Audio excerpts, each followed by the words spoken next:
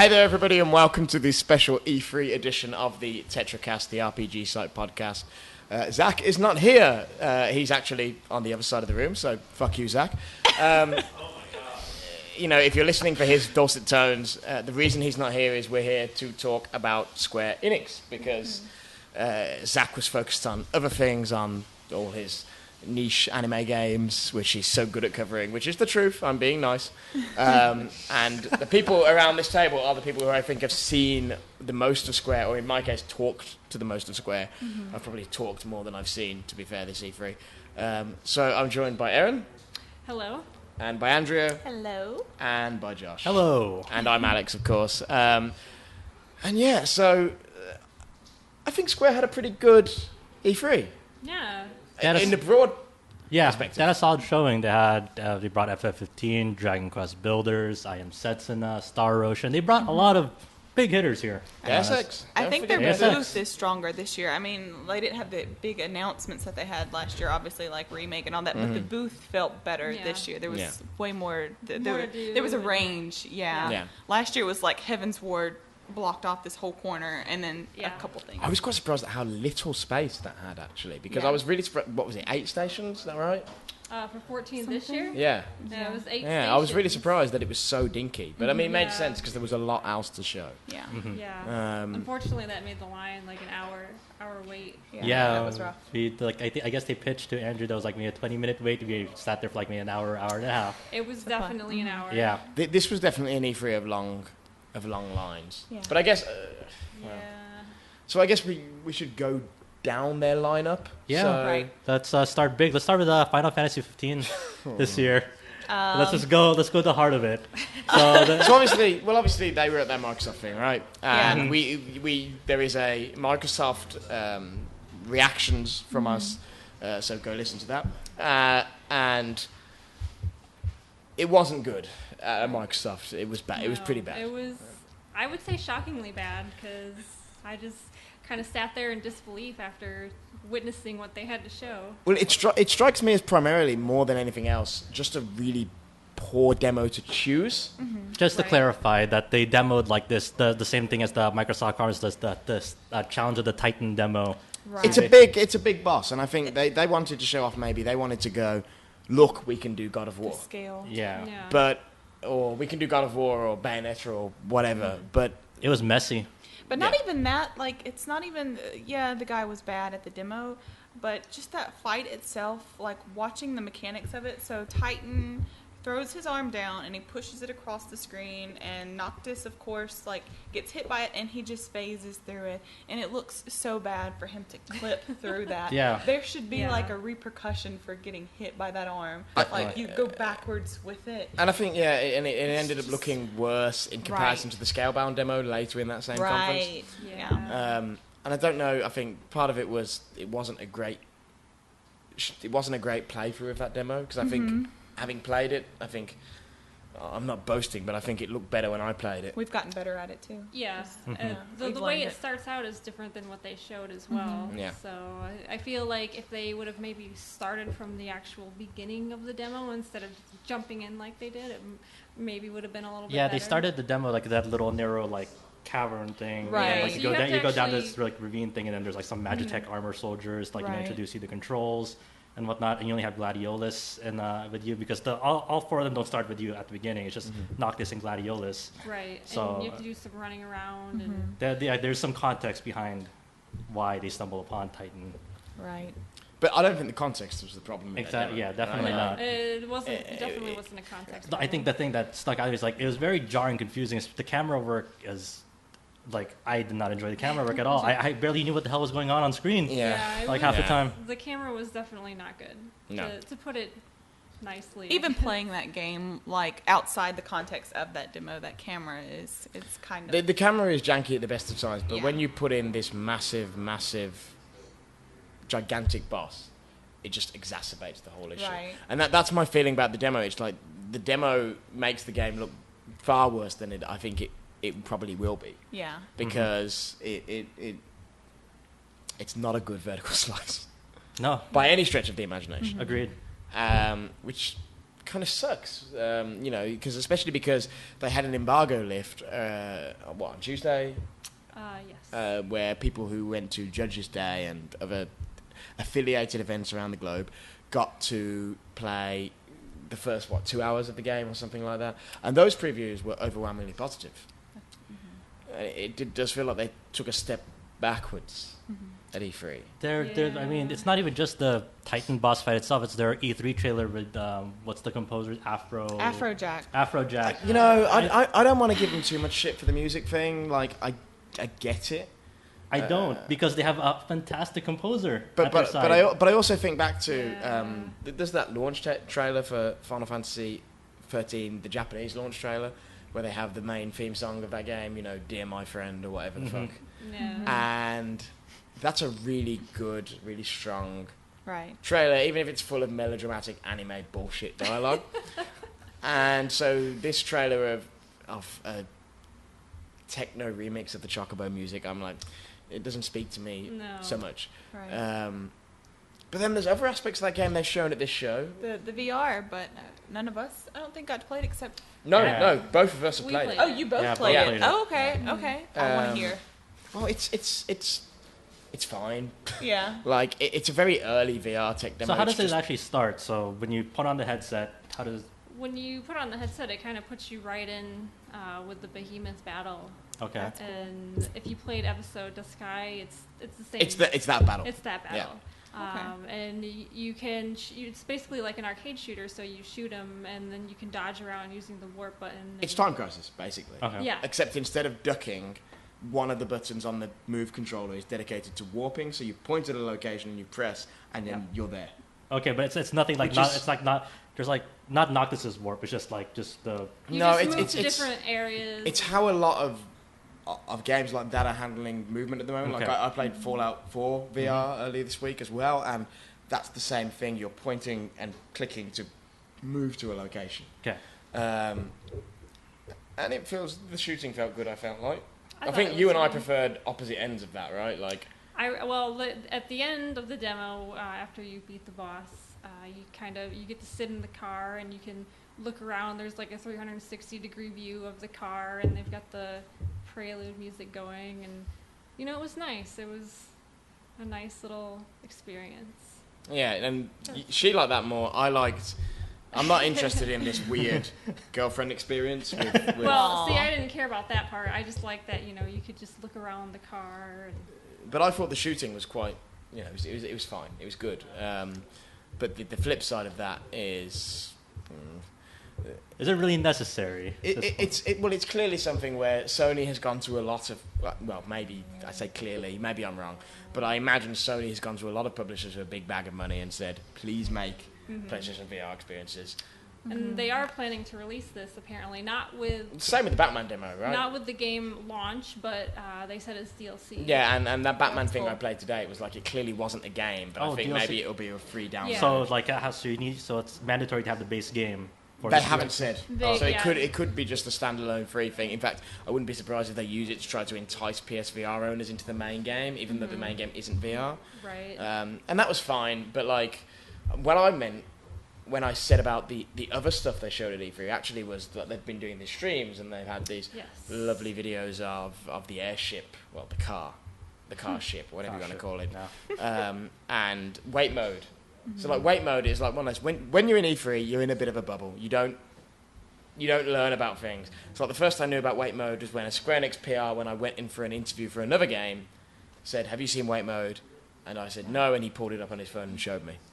And I really like the look of that. It looks like. Did you see that? I did not. So what is wait mode? So wait mode basically turns it into Dragon Age. So at any point you can hold a button on the controller and it pauses everything, and then you can issue orders.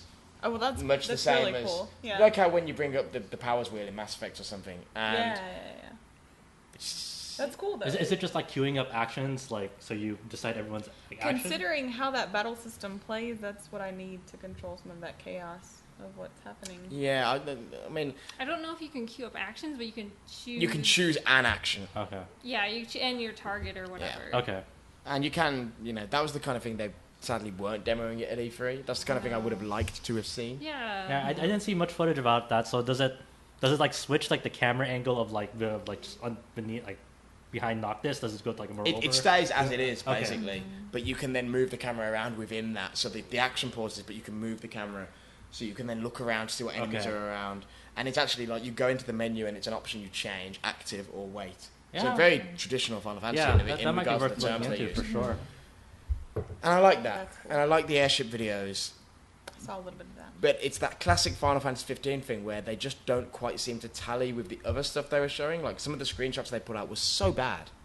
Oh yeah. Yeah. Mm-hmm. And you end up in a situation where you're like, how do these two things go together? That airship footage looks so good. There's a weird cognitive dissonance that's always happening to, like whenever they show Final Fantasy 15, like to what's out in the public, what they show me. It's the screenshots where there's a story on the site which has the E3 screenshots on it. So if you want to see those, go to rpgsite.net, find the E3 hub by searching E3 2016 in the top banner, and find the Final Fantasy 15 like E3 update story in there. And you'll see those screenshots, and there's the two which have the woolly mammoth enemy in, which has an official Final Fantasy name, and I forget what it is, which shames me. But Garula, I think. I think that's right, yeah. But they look so terrible. I don't know. Like I feel like they're sort of inconsistent with what they've been showing. Like you said, the airship video looked, pretty solid, but then you have The airship video looks screenshots. gorgeous, and then those screenshots look terrible, and I can't marry the two together in my Then mind. you have like that Microsoft demo, which was pretty bad, but then the trailer, aside from the music, was pretty good. So it's like they keep going up and down. It's like this roller coaster of just weird marketing. Well, It's we'll hard find to out get if it excited comes. with the confusion. Like Yeah. that's whenever I can't figure out which one I'm supposed to be expecting. It's hard to get excited for the game. I think it's been a rough E3 for them, but I Right. really hope that. I will say also, I want to say that the new Kingslave trailer that they put out during E3, I think was pretty good. That was good. I haven't actually gotten a chance to watch that. That yet, was so- good. I saw it on the big screen like when I was walking past, and I stopped and watched it, and I really like the look of some of the characters. I know you're not as big as fan of that as I am, No. but I really like the look of some of the characters, and I think that film has a chance, but obviously it's very hard to judge a film. It- From. Yeah. Whenever I see Right. Kingslave, it's just so jarring. Like the style, the stylistic differences between the character models in that and in the actual Yeah. game. That is. It's like Like I feel like if they changed them for the movie, they should have just went all in and changed it in the game. See, that's interesting because for me, I think that's the sort of artistic approach I wanted to see for 16. Or whatever they do next. I think, I say 16, but I think they should drop the numbers. I think it's ludicrous. Just give them subtitles. I mean, we'll get onto this, but I think the Zodiac Age is a great subtitle, and I think it's proof that you could just have a Final Fantasy, the Zodiac Age, and it works. I mean, that's been the tactics. That's a fan favorite. It's been done. Yeah, but like, either way, I would like to see that art style used in the game, basically, because I think the way characters look is pretty cool. yeah, I'm not saying that like I don't enjoy it. I just wish there was a consistency between those two. Like I enjoy I do like the models between both. It's just like it's weird seeing Luna. Is it Luna her Freya. name? Yeah, Luna. Yeah. Like Luna in Kingslave versus Luna in game. It's just like it seems like that. Like in Kingslave, she aged for like 5 years. In Kingslave. She does look a lot older in Kingslave. yeah. But- She's supposed to be in like 24. But is that just the Japanese Western difference? Because in Kingslave she does look 24. In Final Fantasy 15 proper she doesn't probably look 24, I would say. Yeah, she looks like Yeah. more 2021. Yeah. Teenager. But I just think it's been a difficult and perhaps slightly unfair E3 for that game. Mhm. And, maybe that's Square's fault, maybe that's marketing people's fault who thought this was okay. But yeah. Well, I mean. because I feel like there's been a series of, like, I don't think Platinum was a good choice either. I think if you're trying to attract people to this game, Platinum is a far worse demo than Duskai was, because Duskai is actually the characters you're going to be playing as. If you're trying to attract a broader audience, how much of that broader audience is going to be put off by playing as a kid for half an hour? Right. Even if you get old Noctis at the end. And I feel like this is exactly the same mistake, just made again, but unfortunately made on the biggest possible stage, which was a hardware holders press conference. Yes, for sure. Which is unfortunate. Yeah, it was definitely kind of like I said earlier, a kind of an up and down showing for them. But the stream stuff they did was good, and I have high hopes for that game. I really hope it does well. So yeah, late September, early October is going to be interesting times because we won't actually get a good read until the whole product's out. Right. They've got a lot of polishing and a lot of work to They do do. between now and September. So Best of luck. So after that, they had, and I think this is probably one that only I did, but we might as well get it out of the way. We had, there's some crazy stuff going on across the periphery of our vision, where a man is crawling around on his hands and knees. That won't play well in the audio version, but if you're on the video version, you'll see our reaction. And if you're on the audio version, youtube.com/RPG site net. But I think I'm the only one who played it, but Deus Ex. I watched. Oh, okay. Yeah, I was able to watch some. I was able to play the Deus Ex Breach for a bit. Totally blind. Yeah, I had a really interesting conversation with the producer of Breach Mode, and I'm terribly sorry I forget her name, but there will be an interview with her on the site. And the way they explained it was really fascinating to me about, a lot of RPGs, Mass Effect or Dragon Age, for instance, add a multiplayer mode to add the replay value, and they've chosen to add this instead, which is like this challenge mode that's quick to play. And the word she used, which I thought was really cool, was arcadey. Yeah. So the main game's serious, but you can do these little scenarios. And I really liked the look and the feel of that. Yeah, it's very, like, just for people who don't know, just real fast, Deus Ex Breach is basically this little arcade challenge mode that, like, you go into a little sector and then you download, like, these little bits of data, like, basically hacking, but you're playing the hacking part of it. It's like a little dungeon thing that you go through, and then you download it, and then there's a timer that starts, and you have to get out of there because, they'll find you. So, and then there's like a loot part of it, like you get like little trading cards and something, like you get out of it, and then so you can like put that in your inventory, like gear up for the next one. And the really weird part about it is like how the visual feel of it is like you're like a little polygonal man or woman, not even a political model. It's just like you're going through this, and everything's like even the little gun things, like your arms are all polygonal, and it's like very puzzle based at times. Like you have to say you're trying to get this part, you have to hack this little node thing to get platforms up, and then maneuver around that. So instead of a multiplayer thing that you were saying, I think this actually I can get behind this because they can do a lot of experimental level design through Breach Mode. Yeah, it seems cool to me. Right, and I said to a representative of Square Enix, I said, I think you've got a Game of the Year contender on this stand. And he said, what game? And I said, Deus Ex. Right. Yeah. Also Hitman, for the record. Which but if I we're feel talking like they've sort of, like they're not giving it the sort of attention that it maybe deserves. I worry because it is a month before Final Fantasy, and I worry that the focus will be such on 15 that Deus might not get its due diligence. But I do think it looks absolutely phenomenal. There is. I think it's good. It's in my pocket right now, but a really good interview for that game coming. And they're saying all the right things, and they're teasing me about how it's going to tie into the original Deus Ex even more and things like that. And I'm really, really excited about that. And it's one of those games like I didn't need to see very much of it at E3 because Human Revolution played great, and you give me a better looking version of Human Revolution that runs smoother and all that sort of stuff. I mean, yeah, I'm also very glad too that like just all the flaws, the outstanding flaws in Human Revolution, like the boss battle sequences, for example, like they're like, okay, we're not outsourcing that anymore. It's definitely getting more integrated, into like you can negotiate with them. This you can go to this like no one goes a complete non-lethal run. You don't have to kill anyone this time around. So I'm excited because it's just basically expanding tool sets for both stealth and all guns blazing approaches. Because in the original one, like the gun handling in Human Revolution, like that was very skewed in that aspect that like it didn't get its fair due on like the stealth portion of it.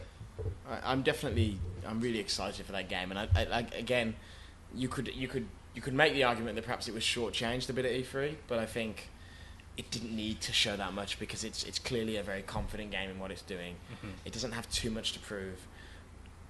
I just hope the marketing as we approach launch because gets stronger.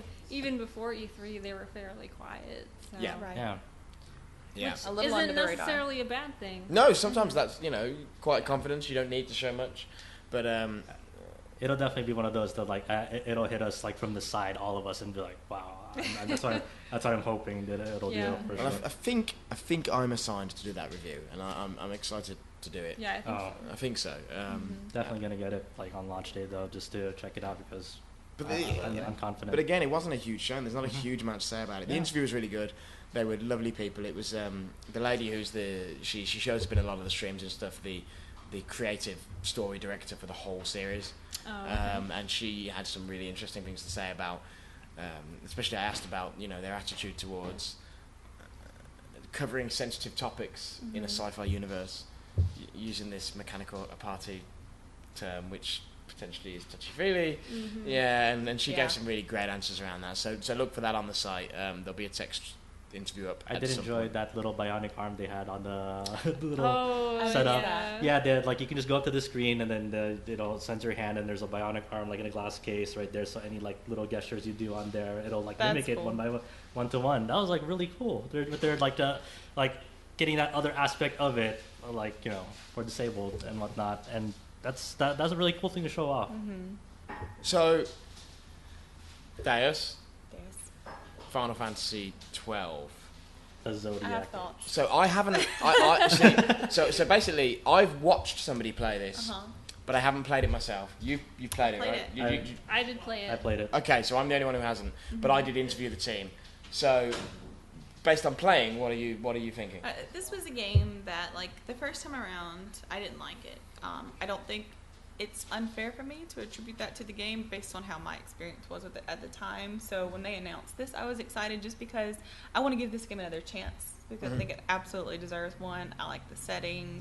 I do like some of the characters. A good chunk of the story that I remember I liked. It was a little disjointed, but I still enjoyed it. The music is fantastic. But when I played it, I think it's pretty, and then I put on the headphones, and my first reaction was, oh my god, is this broken? Because I thought that my headphones were messed up, but it still sounds like everyone is talking like this the whole time. So are we talking about the music's... The music's fine. Okay. It's just the audio quality. It's really, Okay. music is fine. It's beautiful, as always. And, we're walking around, and I hit a scene, and everyone starts talking, and I'm, like, furiously messing with my headset, what's wrong? Nope. And I turned around, and I, like, what's going on? No, that's how it sounds. So that's the issue out of the game, really. Like, There are other issues I with wouldn't the write game it at this point. off No, for no. that because No, it's no, very, it's very a great game. early. And also, like, it looks like from somebody who stood back and watched it, right. that game has aged beautifully. It's Yes. gorgeous. Art is It's excellent. still gorgeous. The art design, like that is still one like It's that still stands very test of time. pretty. So I for wouldn't sure. write it off for that, but it was very jarring to have such a gorgeous game in this audio that sounds like everyone is like yelling in a wind tunnel. Like it's.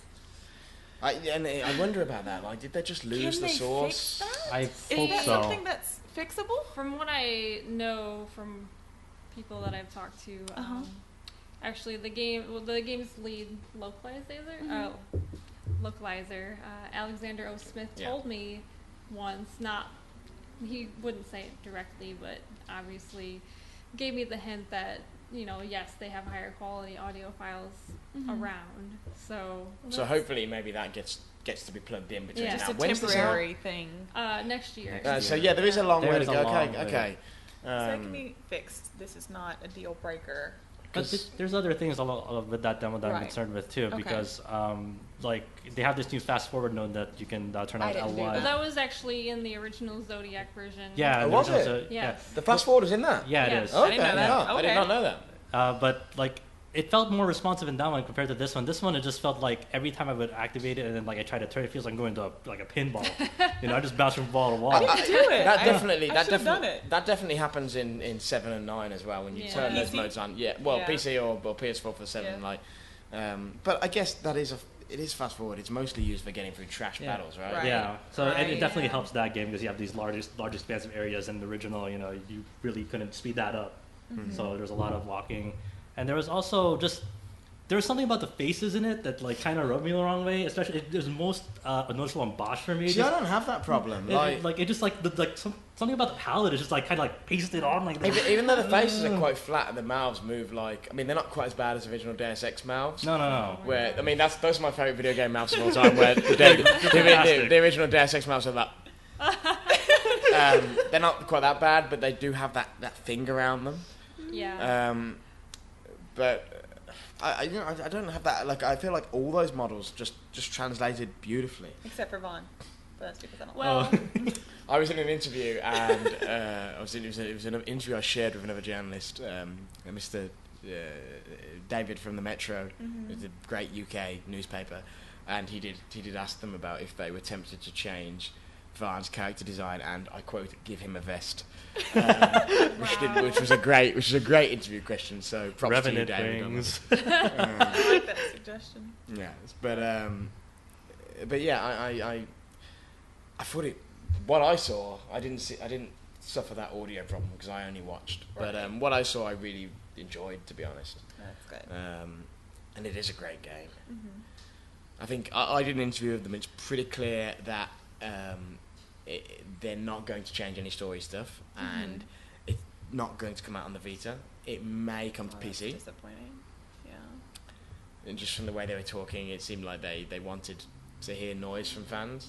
I think the actual truth behind that is they want you to buy it twice. well, yeah, you know. Go ahead. Yeah. Yeah. Well, as you again probably won't be up by the time you hear this, but eventually there'll be an interview up on RPG site, and he does straight up say, you know, he doesn't quite say that, but he gets pretty close. Yeah. So, but I thought it looked good. I just really hope they fix that audio issue. You know, But I still think that like it's great that they're doing this, especially finally bringing the international Zodiac version to the Americas. Yeah, Right. I always feel like Square kind of like shoved 12 under the It's just under the unfortunate. carpet Got a for a little long shy. time. It's like one of those Final Fantasies that like really tried to do something different. Like wasn't really about camaraderie. It was more about people who banded together but had their own agendas on the side. There was more to the. Not only that, it but had a just, greater like, story. the way than the just world them. was designed and The story of countries instead of Yeah. just like a party. Well, very but cool. also, and I love 12. Yeah. Don't get me wrong. But I went by their booth a couple of times, and it broke my heart every time I went past, because the queue for Kingdom Hearts 2.8 was always 3 or 4 times as long as the queue Yeah. I for 12. tried to play that and I couldn't, but I walked right over to 12 and immediately Yeah, it's started to play. Zodiac Age And is I usually think not that's that many people. probably telling of something, Yeah. right? well, to be fair, the Kingdom Hearts one did have a brand new That is true. prologue. That is so true, yeah. it did have that going for it. I think it had Yeah. more you could explore too. Like it was longer, wasn't it? I think so. It was bigger. It had both of the games, but the main Right. draw was, of course, the new content. Right. Yeah. And we've sort of segued into that anyway now. Did anybody What? play that? Because I didn't. I queued didn't get for to. it. It was pretty. It was pretty. I wasn't I able to stood play there. it. I It was watched it. always packed. I It stood was there for a tough. long time and was like, "Wow, this is beautiful! Can't wait to play." I And sort of then- watched a little bit of it, but like I'm not a huge Kingdom Hearts. I'm not Oh, really well. invested too much in I the love story. it. So. I will say this: I that love game it. looks gorgeous, and It's I think really pretty. I think it showcases that perhaps the problem with 15 is Luminous, because Kingdom Hearts 2. Whatever the fuck looks great, Yeah. and Oh, yeah. it looks so crisp and it runs really smoothly, Yes. which are all the things that 15 doesn't have. Yeah. Right. Like every time I caught a glimpse of that demo out of the corner of my eye, it looked silky smooth. It was. Yes. Yeah. Like, Yeah. I From mean, a- I didn't get to play it, but I stood there and Yeah. watched it for a long I time. didn't want to play it, but I was just like, there was just so much else that was going on Right. this week. So Wait, is 15 like gonna be their first and last game on the Luminous, or do you think they're gonna? well, I mean, when you look at Well, their other games, yeah. Kingdom Hearts 3, Dragon Quest 11, Final Fantasy 7 remake, they're all on Unreal Engine 4. So I mean, I do think there is a we'll see, but there is a sense of pride around Square though, and Yeah. I think a lot of those games are on UE4 by necessity, and if they can have their next big tentpole title run on something in house, they'll do it. I mean, keep in mind, Luminous. Let's not mince words. Luminous is a piece of crap. like it's clear it's failed to work out. But they have engines in house that work really well. I think Deus Ex, the Dawn engine, it looks beautiful. They definitely have some really janky animation in that game, but I think it's sort of due to the slightly open nature of that game. You know, that's going to happen. And the engine Glacier that Hitman runs on, Hitman's a really, really nice looking game, I think, especially considering all the emergent AI systems that went on. And we're not really going to talk about Hitman on this because we're focused on the RPGs, but I went to see Hitman this week as well, and technically impressive. The stuff they're planning for that game is pretty fucking cool. So, you know, like, yeah. So, but Luminous, man, like, Didn't last long. I mean, like we said about 15, it's inconsistent, right? Like sometimes it looks amazing, and sometimes it looks like hot garbage, and it's hard to even believe that those screenshots could possibly be taken from the same engine, leave alone the same game. Yeah. What did look lovely, however, was I Am Setsuna. Yes. It did. So I played a bit of that, and I also interviewed them. Did anybody else play it, or did you just look at it? I played a lot of it. I looked at it. Oh, you did? I played a lot of it. Yeah, well, it seems like they had almost the full game up there because you could just play and... There are like 2 builds of it there. Somebody we know, yes, indeed. Yeah, and it wouldn't cut you off, so... There was one that was clearly supposed to be a demo, and then I guess there's another build of it that's like, it seems like the full game of it. Well, it's out pretty soon, right? Yeah. Like, Well, yeah, it is already out in Japan. yeah. And the interview, they said all the right things. They were talking about wanting to boost, like, bring out emotion in the player, and they were talking about not wanting to tell a specific story, but wanting to let players find the meaning and the emotion themselves. Things that a lot of modern games don't do. A lot of modern games are like, this is the scene where we're going to make them cry, and they seem to.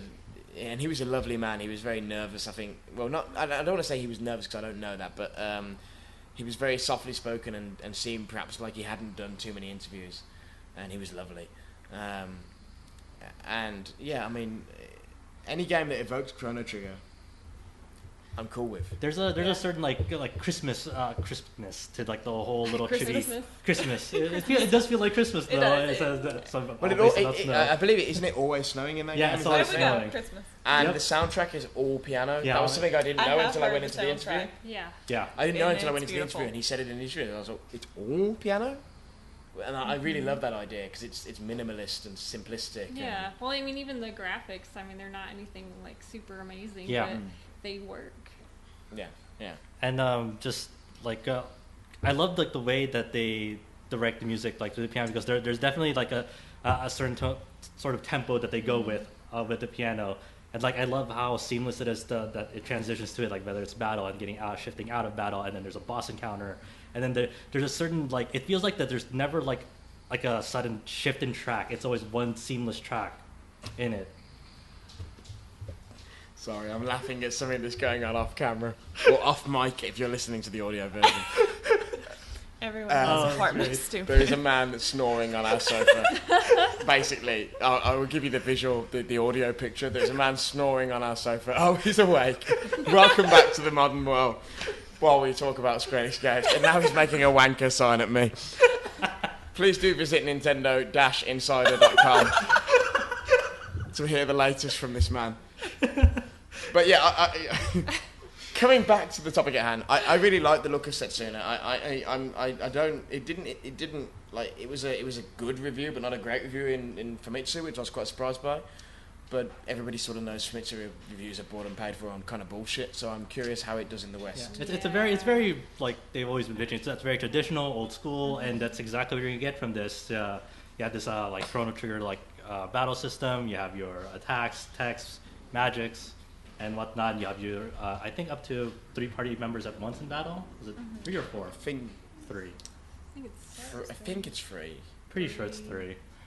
But like it's a simple tale, but it's seems to evoke a lot of emotion. That minimalistic piano sound direction does a lot to the game, because like I think this is definitely one of those games you definitely want to like have like, a good set of headphones to like play, during it. Yeah. I think that's gonna be well worth it. And the Vita version's coming out here, right? No, unfortunately, Oh, okay. it's only the No. PlayStation 4, and then Okay. it's getting ported to PC. Nice. Well, It's coming out the same day. I'll get PC, but that's a shame. It is because it seems like it would make for a great Yeah. cat. Very- That's very- something I would play on my They're very Yeah. inconsistent about it because is Builder's coming to Vita. Yes. They're weirdly Right. inconsistent about that. And then And so they is World flip of Final also. Fantasy.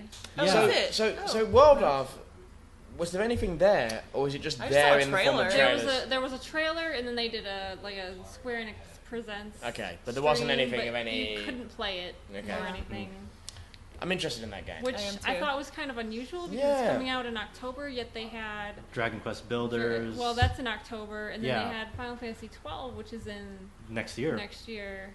Well, Yeah. And they also have Kingdom Hearts, which is coming out December. yeah, Do they they had have a Kingdom Gamescom Hearts. presence? Really, Square? They do. It's weird at Gamescom because they always have a huge public booth, Right. but then in private. In Germany, Square stuff is actually distributed by Coach Media or Koch Media, whichever way you want to say it. And so they share with them. So they never have quite as big a private stand, which means there's less interviews and stuff for people like us. But they always have a absolutely huge, like as big as their E3 booth or larger. So maybe we don't touch that game There was until one it year. comes out. There was one year at Gamescom where they had an E3 stand that was the size. They had a Gamescom stand that was the size of this year's E3 stand, just for 14, and then they had a separate stand for Oh, everything I else. appreciate that. Jeez. They tend to go in pretty big at Gamescom, so hopefully that Yeah. shows up. And they definitely have a habit of putting stuff out. Like I remember, there were no press appointments, and I walked through the Gamescom public floor, and then in the middle of the Gamescom public floor, there was Final Fantasy Explorers hands-on, and it had never been hands-on in the West before. And I was So like, what the maybe we'll fuck? see it there. So they definitely, Yeah. potentially, maybe World of Final Fantasy will be August, there. September, I hope October, so. Yeah. Yeah. That's right up on time. So Yeah, like, and I'm excited about that game because I like Crystal Chronicles and right. Final Fantasy IX. There's a lot of those people working. There's a on lot of potential in that game. Like it Yeah, just looks, it looks really so good. adorable, It's precious. and that seems to run well. And it's just Yeah. I don't know too much about the game. All I know is that you can stack onto monsters. Like Well, it's got like the biggest draw of the game is it sort of has this traditional like Yeah, old active school. time battle system, and or you can switch to the more modern like action based. is there like any sort of benefit being in that little chibi form or being in like the more human based think form? When you're in the smaller form is when you can do the stacking. Okay. Okay. And what A do lot of like fan what do the service. guest characters like from other Final Fantasies do in So it? the guest characters are kind of like summons. Like they come Oh. out and they do Oh, like okay. special abilities. Like Cloud will come up and do Omni Slash, or the Warrior of Light will come out and do his thing and Okay. stuff like that. So. Yeah, I'm really looking forward to that game. Little love letter game. It is. Always my favorite. Yeah, So. yeah. Like there's space for that in the franchise. I feel Right. like. Speaking of, I didn't get to touch it, and I don't know if it was on the stand, and I don't know if any of you have touched it outside of the E3, but the E3, whatever. But I don't. But I spoke to the guys who, or rather the guy who is behind Brave Exvius. I didn't touch it. I didn't touch it. I saw it. Um, I looked at it. It was empty, and I walked by it. Now I'm obviously I'm Yeah. I'm fairly well known for being really into Record Keeper. I get that. Well, the main reason I don't think any of us really bothered is because they accidentally released it early. Yes. And you can still get it. Not in Europe, but yes. Yeah. Yeah. So you Yeah. you can find a way. But yeah, Right. you know what I mean. Right. It's just like I'm not going to take the time to do that. I do want to And- play it. Yeah, I think we have like an hour preview of the English version already up on our Yeah, on the Nova Right. Crystallis YouTube, yeah, Yes. Tony did that. But which is kind of hilarious in its own way, but he said some really nice things. What I didn't know is the guy who is in charge of this, more or less, is the guy who handled the porting of 3 and 4 to mobile, Oh, okay. and he seems to have a strong feeling about Final Fantasy in general, and he talked a great deal about his love of Final Fantasy 3 in particular, Aw. which seems to be a running theme. Like Yoshida loves 3. Yeah. yeah, he does. And I'm And 7. and so I'm interested to try that out. I don't know if it would drag me away from Record Keeper, which is a game that I truly adore, to be honest. Invested too much. Well, maybe that's the problem, right? Now I'm too deep down the rabbit hole. Right. You But, can't quit. Yeah, but I really like that. But speaking of Yoshida, so 14, It was there. Yeah. But it's something we've done a million times.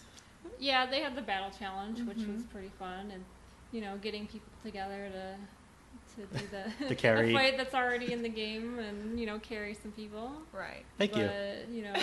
I got to talk to. Got a free shirt out of it. Yeah, so, I saw him too. So did you get, obviously, I think this will go up before your interview because transcription is a pain in the ass. So Yeah, and it is definitely a little longer, Mm-hmm. but it was really good. He had a lot to say, and a lot of the stuff I asked was a little more on the technical side, so people can look forward to that. But is there anything you felt was paraphrasing that was a standout, that you think people are going to be, fans are going to be interested in? He talked about a lot. Well, we talked about a lot, like the raids and the things that they've learned from it, and going forward, because right now the high-end raid has sort of been a piece of I guess contention between some players just because of the difficulty levels, and we talked about the different things that they learned from that and how they're going forward, and they hope to make something that more people can sort of get involved in. Right. Okay. And do you feel good about its presence? Do you feel good going into the assumed expansion announcement? Yeah, this year? and he wouldn't. Obviously he wasn't going to comment on that since FanFest is in a few months, but he did sort of give some hints here and there about what we can expect. So definitely looking forward to the story. He did say that with 14 they want to continue pushing that story, and you can really see that in Heavensward where they took the story and they put it even more toward the front compared to like 2.0. So definitely something to look forward to. Heavensward's better than the base game. Yeah. Oh yeah. Definitely. Definitely a lot better. I appreciate the love. It's not a game I play, obviously. Right. But and it's funny because we also talk too about people who look at 14 and they say, well, it's an MMO, and most MMOs don't really focus on the story. Right. But with 14, it's actually the opposite. They put the story as like the centerpiece of the game, and they want to get those Final Fantasy fans in there to experience that story. Right. I'm definitely. It's the kind of thing I'm tempted to do, but it's time. I have friends though that subscribe just to they only come back during the patch, and they play the patch and they play that 1 month, and then they're gone again. See, that game for me is Street until Fighter. the next.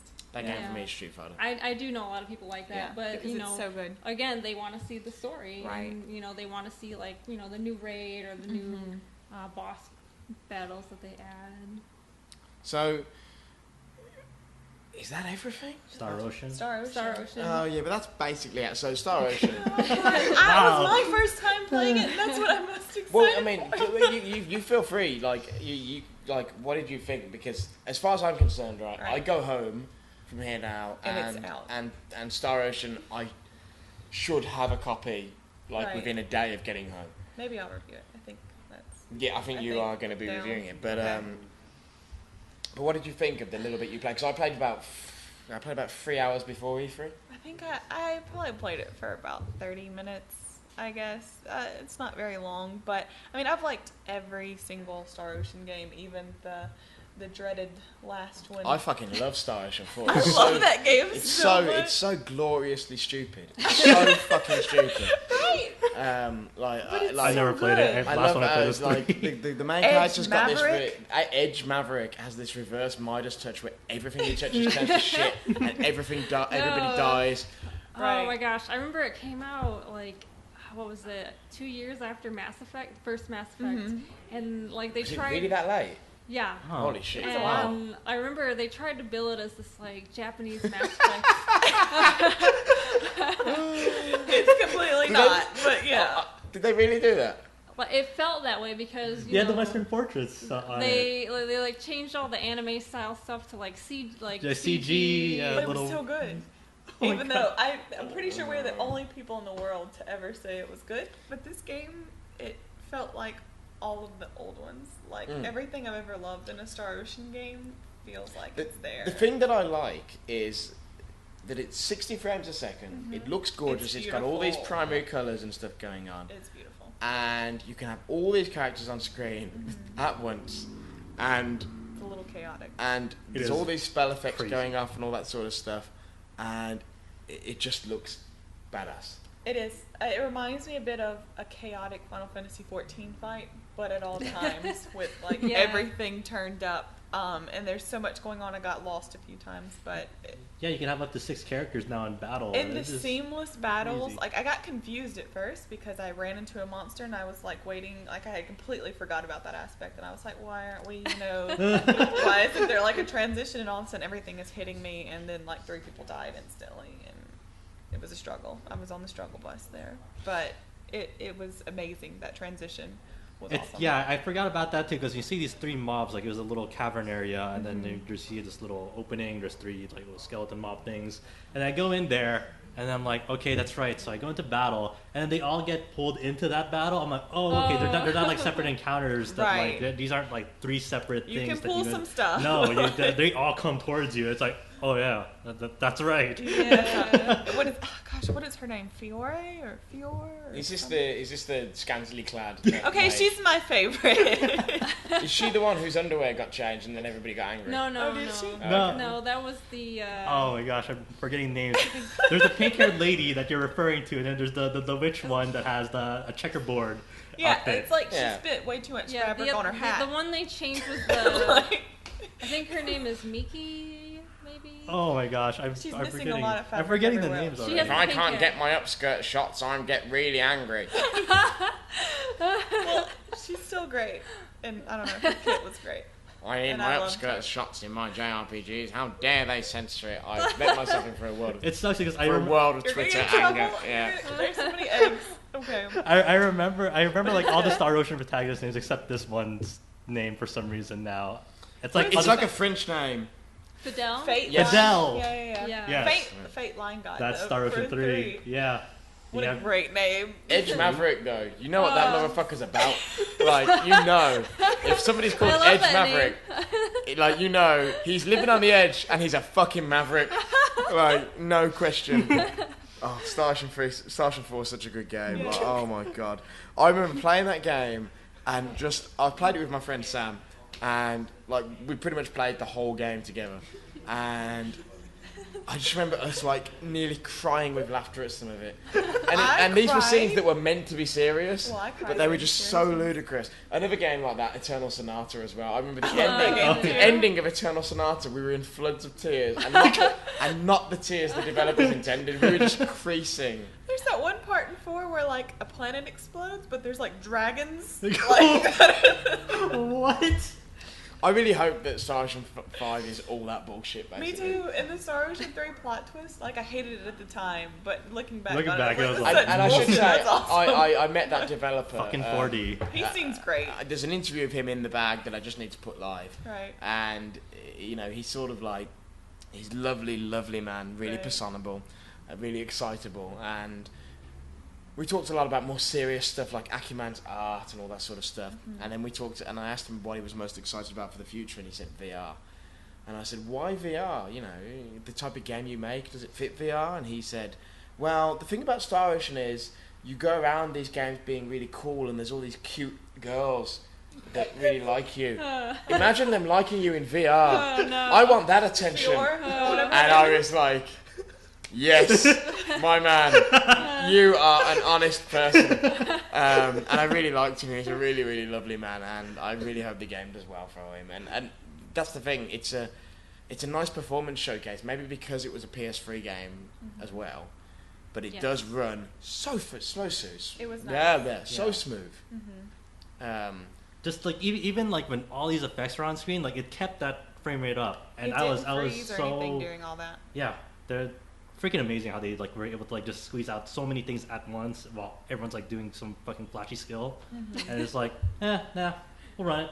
So It plays just like any Star Ocean game. Yeah, right? you have Like your the 2 attack buttons, and triangle, then yeah, and then And like, I think there's you hold them. nothing wrong with that sort I of love Japanese that. RPG No. combat. I feel like there's a Right. big push right now of everybody's got to be the Witcher. reinvent. Everybody's got to be the Witcher. Everybody's got to be fucking Dragon Age or Elder whatever. Scrolls, And you yeah. don't. Yeah, and I appreciate that this isn't that. So was that it for Square? Was there anything else on that They stand? didn't- Oh, there was Dragon Quest Builders. There was yeah, that, and I didn't play that. they had Nier, but it was again like World of Final Fantasy was only a trailer, and That was And very then pretty, some select press saw it. We live in a world where like Nier for the longest time, like people were kind of about it, and like when the game was like, okay, that's cool, and like all these plots up, but now we're like all in like this world, like everyone's like on board because with Platinum putting out a lot of bullshit. There's a lot of stuff getting put out that's crap from them. But I've been seeing a lot of headlines that say Nier is the Platinum game that you want. Right. And so I'm pretty interested to see. I'm hoping it because Platinum lately is very hit and miss, and that's one of those. I gotta be honest, they could just release the soundtrack for that game and it'd be like a 9 out of 10. I haven't actually played Nier, but They could just I put out downloaded like the a soundtrack. PlayStation disc that would just play the music and nothing else, and it would be Wouldn't like know a any 9 out of different. 10. So Yeah, they always Game of the freaking year. deliver. Like whenever Um, Taro's games are released, just composing team behind those. yeah, Ace. but other than that, that was pretty much. I think it was a good E3 for them. Like, yeah. But Dragon Quest Builders though, well, I mean, it's fine. There's it's a known quantity. It's You'd say. coming out. like I was amazed they decided to bring it over. Yeah, I didn't think we were getting it. I thought I was importing that. I thought I was going to import it too. and, and is that coming for Vita as well? It is. Yes. Yes. Yeah, so that's surprising. That's what I mean. It's weirdly. That to me a great portable Yeah, game. they kind of Yeah, it pick is. and choose. Like, there's some other like mobile titles for like it came out in Vita in Japan, and then mobile as well. But they're only bringing over the mobile versions. It's really Yeah, like shitty. Romancing Saga 2, for example. Like they only brought the mobile Yeah. versions over, and then now they're like going back and like Yeah, doing the Vita they version. actually Kawazu came out himself and said, "Hey, we're working on the Vita version for overseas," and people were like, "What?" Please don't panic. Yeah, pretty much. It's like, okay, well, if he's saying it, then that's pretty much it. But yeah, I do feel like I think it was obviously a misstep with 15 this year, Yeah, but I do feel like it was still a really strong E3 for them. Yeah, it's so weird because they did the same thing at Gamescom last year with it. I don't know. Yeah, that Dawn trailer. I'm the only person that liked that. That's the sniff and hair one, right? Well, I mean, yeah, that's an accurate description. it wasn't. Yes. It wasn't only that though. It was like they promised Yeah. a whole bunch of information, They and, didn't and have It's where the Tabata drinking beer meme came from because, like, Yeah. rather than they And turned the beer to the the camera. Thanks to my friends at information- CD that Projekt Q&A Red thing. for this Yeah. Polish That Q&A was fine, good. fine Polish beer from my friends at CD Projekt Red. It was that, right? Like, Was it? Yeah. There was like that Q&A where they just kept saying, "We'll answer that question later," or yeah, something. they're like, well, we can't talk about this right now. Well, why even bring it up? Yeah, like it was like, stuff what's like that. that? It was Yeah. that just, I don't know. It was just yeah. really weird yeah. messaging, and they kind of. I hope as we get closer to that game, there's definitely things I personally want to ask about it. Like, where's all the black people? And, Well, that's another one. I'm surprised you didn't get this year. well, they weren't really doing it, to be fair. Yeah. Very few people did it, and I'm fine with it. But like, it seemed like a misstep for that game, and I feel sorry for them because they are working so hard. Like, I know so many people on that team who are working so hard day and night to make the promotional cycle for that game work, and it just felt like at some point something got tangled in the message and the wrong demo was chosen, basically. And I hope they can come back strong at the next show at Gamescom or whatever else It's Gamescom. with a really strong demo that can showcase a broader thing. It's like what they probably need to do is more like, remember the 4 years we went to consecutive Witcher like appointments at E3, Oh, and everyone was an hour, and they showed us a really long hour-long Yeah, vertical slice and in that they game, were great. and we never came out of that going, I don't understand what this game is, Right. because they took the time, and I think they probably need to do that for 15. So hopefully they do that. But I still think, even in spite of that, like with all the scripts and stuff, it was a strong E3. It was. Yeah. Yeah, for Square, Right. definitely. Yeah. So but Good yeah. on them. Yeah, I mean, there's a good variety. Deus Ex looks absolutely amazing in my opinion. Then you have all these other Japanese RPGs coming out: I Am Setsuna, Star Ocean, Dragon Quest Builders. Star Ocean being important. I think you just want to remaster Star Ocean 4. Yeah. Okay. You could re-release Star Ocean for anything, and I'll be happy. But then, so I mean, that's their E3 lineup, and I guess that's our discussion about it. Like, Yeah. Yeah. Yeah. it's a pretty cool deck of stuff. Good stuff. It was an interesting year with all the 15 drama, but all things told, Soon. much better than last year, right? Like, Yeah, last year they're like she said earlier they had 14 and I can't even remember what else. I think to be Life honest. is Strange was there. Yeah, they I had think last year that they tried to ride on. Hey, we announced the fucking Final Fantasy VII remake. Yeah. There was Yeah. there was a lot. With no dates. And They did also have that like conference as I well mean, in that 7 last year. remake was a pretty big deal last year. I mean, they did have that conference with the Kingdom Hearts 3 King- trailer. The Star Ocean The reveal. man in front of me had like an emotional breakdown over that. I was like really concerned. Oh my gosh. Oh shit. See, now you're making me remember that conference where there was some guys in the front who were like They were also having an Hollering. emotional breakdown. they were hollering and it was just like, oh my god. So I didn't go to that one. My main memory is of being really hungover in that one where they just confirmed that Kingdom Hearts and Final Fantasy were coming to Xbox One, and just like sitting there and being really, really hungover, and then getting up and asking a question and having the most question dodgy answer. Yeah. I can't remember what the question was. Uh, It's about PC ports. It was about PC ports. Yeah, and they were like, no. But anyway, We're done. it was a We're good done. E3. There's going to be a lot of great content out of the Square stuff. So keep an eye on RPGsite.net and indeed novacrystalis.com Yes. for more of that. And yeah, there'll be plenty more E3 content from us, unless this is the last thing we put up, in which case there won't. Goodbye. So yeah, and if that is indeed the last one, we'll see you on the next full Tetracast. So Erren, Andrea, Josh, thank you so much. I've been Alex. You'll probably hear Zach next time. Unlucky for you. See you next time. Bye.